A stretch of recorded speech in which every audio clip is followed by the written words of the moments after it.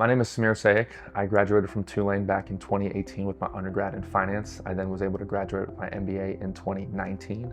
I went on to play professional sports for a little bit and then came back and now working in medical device sales for a company called Stryker. My journey into the MBA program was very different, and I was kind of in limbo of really thinking about what I wanted to do with my life. Did I want to go back to professional sports overseas and kind of continue out that dream? Or did I want to take a step back and do something completely different? When I was having conversations with people at the MBA program, one of the things that I was talking to them about was that I needed work experience. And so they got me a finance internship one-on-one with a gentleman who sat behind his computer every single day and managed money.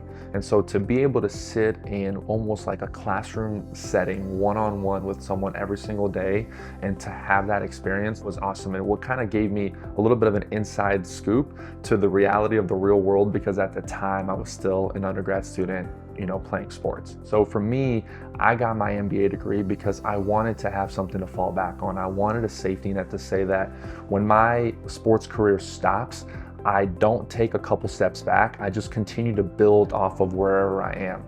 And that's exactly what happened. When I finished playing, so many people were willing to interview me, were willing to take me on because they saw my background in sports, but then they also saw that I had an MBA. So to them, that was a lot of experience. To them, that was a lot of knowledge. So a lot of the things that I tie back to how I run my business now in finance, how I structure my deals and the things that I do comes from what I learned in the MBA program, because an undergrad degree from Tulane is fantastic, but an MBA degree from Tulane just kind of puts you on another level.